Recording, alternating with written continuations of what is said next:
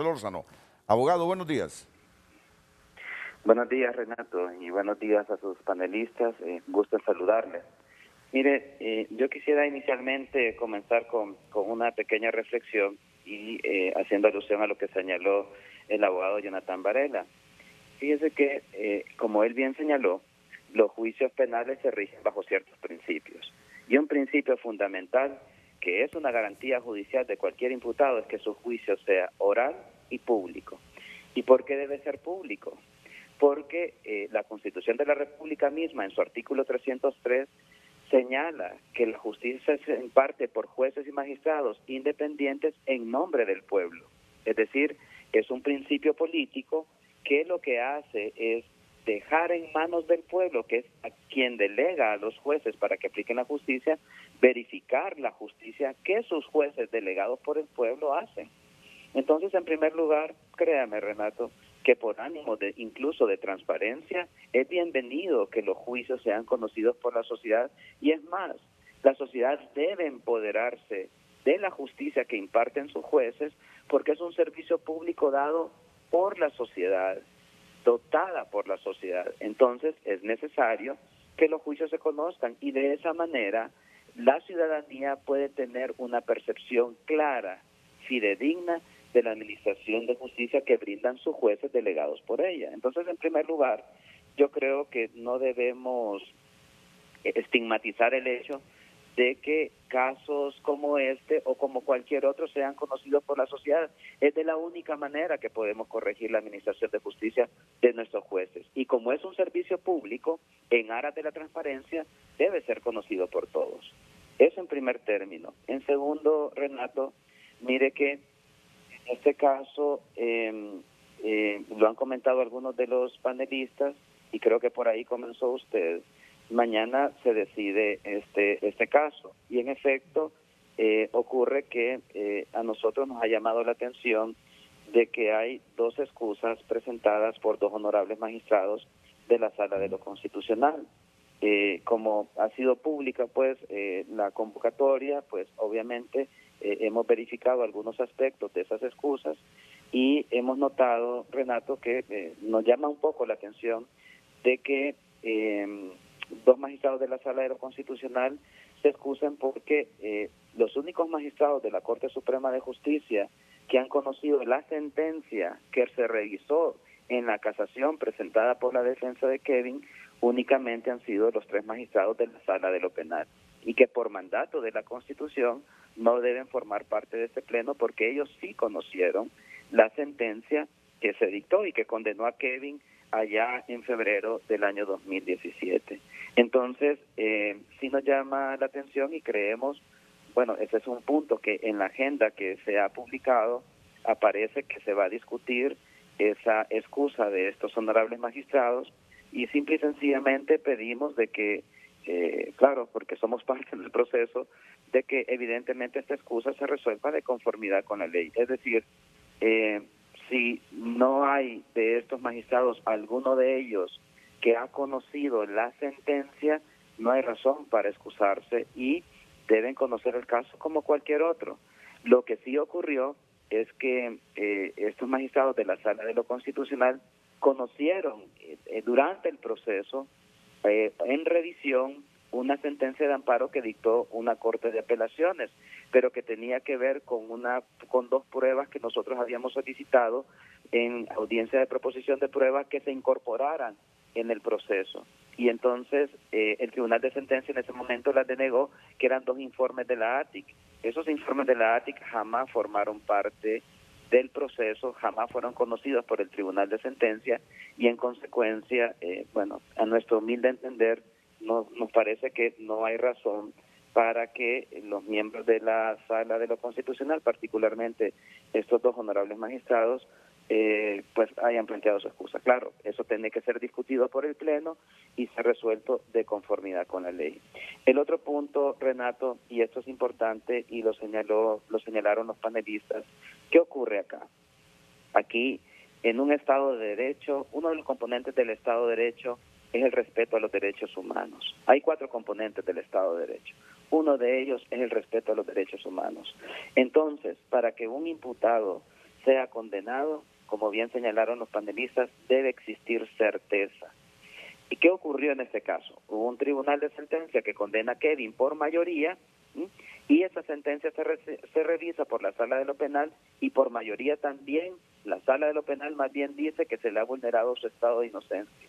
Yo incluso invito a la ciudadanía, porque nosotros debemos estar empoderados de la justicia, que lean esa sentencia dictada por la Sala de lo Penal a través de los dos magistrados que le emitieron por mayoría, porque en realidad es una pieza jurídica que debe ser motivo de enseñanza en las universidades. Y a mí no me extraña, sinceramente, que la Sala de lo Penal haya declarado y establecido sus principios, porque en casos anteriores ya lo ha establecido tanto esta Corte Suprema de Justicia como la anterior. Y entonces, ¿qué hizo la Sala? Recoger su propia jurisprudencia, acogerse también a la jurisprudencia dictada por la Corte Interamericana de Derechos Humanos, hablando de los requisitos del estado inocente para condenar a una persona, y que bien nos ha señalado el doctor Joaquín Mejía, y evidentemente tenía que resolver de esa forma porque atendió su propia jurisprudencia.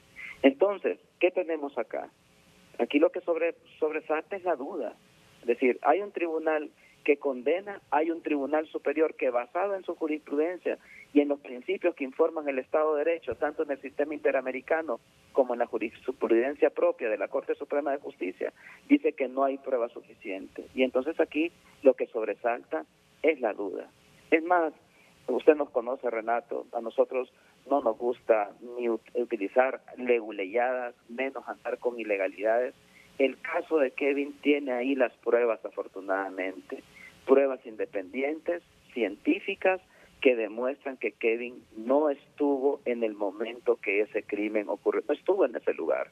Y toda la prueba anterior y posterior también lo confirma. Prueba del momento, prueba anterior, prueba posterior. Y es prueba independiente. Y mucha de ella, por cierto, generada por el mismo Ministerio Público. Entonces, el segundo punto que quiero resaltar es que aquí lo que hay es duda. Y con duda, como bien han señalado sus honorables panelistas, con duda no se puede condenar a alguien. Eso es lo que debe prevalecer siempre en un Estado de Derecho.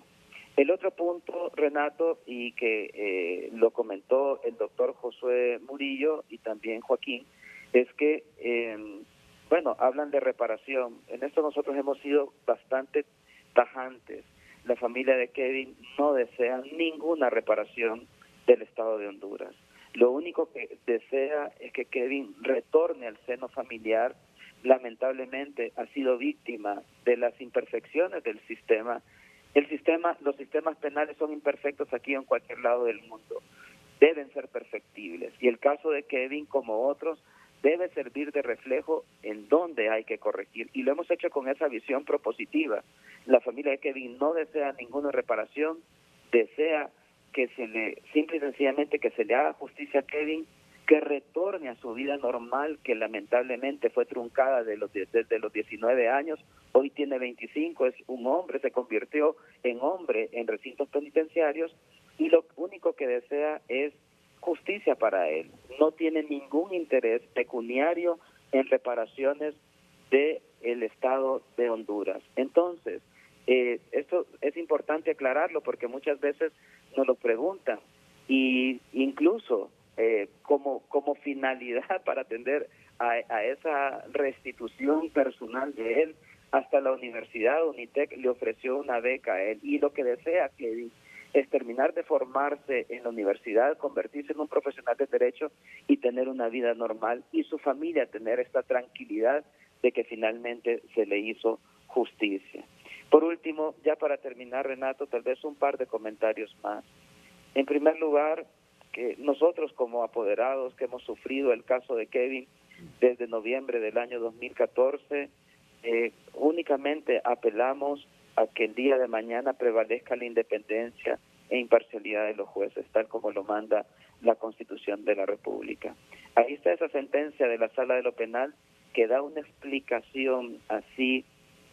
Felicito a la Sala de lo Penal, por cierto.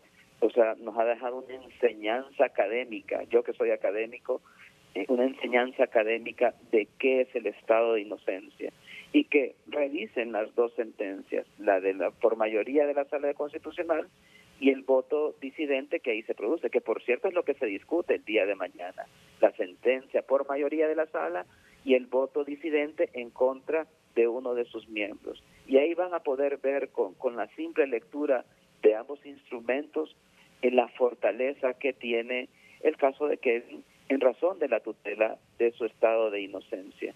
Que Dios los ilumine, o sea, no hay mejor cosa que encomendarse en Dios y no digamos en un juez que es el reflejo de la palabra sagrada en la tierra, hacerle justicia, como a Jesucristo. Jesucristo fue víctima de la injusticia aquí en la tierra, y lo único que deseamos en estos buenos hombres y mujeres que van a integrar este pleno de la Corte Suprema el día de mañana es que imperen en ellos ese ámbito de conciencia y que sean iluminados definitivamente por el Espíritu Santo para hacer justicia en un caso particular. Por último, Renato, mire, la pregunta que va a quedar, porque ustedes bien lo han señalado desde los dos puntos de vista. Aquí, sí, reparación también para la familia de la víctima, del abogado Eguiguren. Nadie debe, ninguna muerte se justifica en condiciones violentas. Tal vez la única es la legítima defensa. Y claro, el abogado Eguiguren, su nombre, su familia merece justicia. De eso no hay la menor duda. Pero, y lamentablemente el caso de Kevin tiene ese matiz. Fíjese, Renato, que Kevin, como bien lo relató el doctor Joaquín Mejía, es la persona que supuestamente trató de disparar y no disparó. No es el hechor material de la muerte del abogado Eguiguren. Y lamentablemente este caso únicamente quedó con la satisfacción de identificar a alguien, a un chivo expiatorio, para justificar la persecución por parte del Estado. El otro hechor ahí quedó, abandonado. O sea, nadie se interesó por él.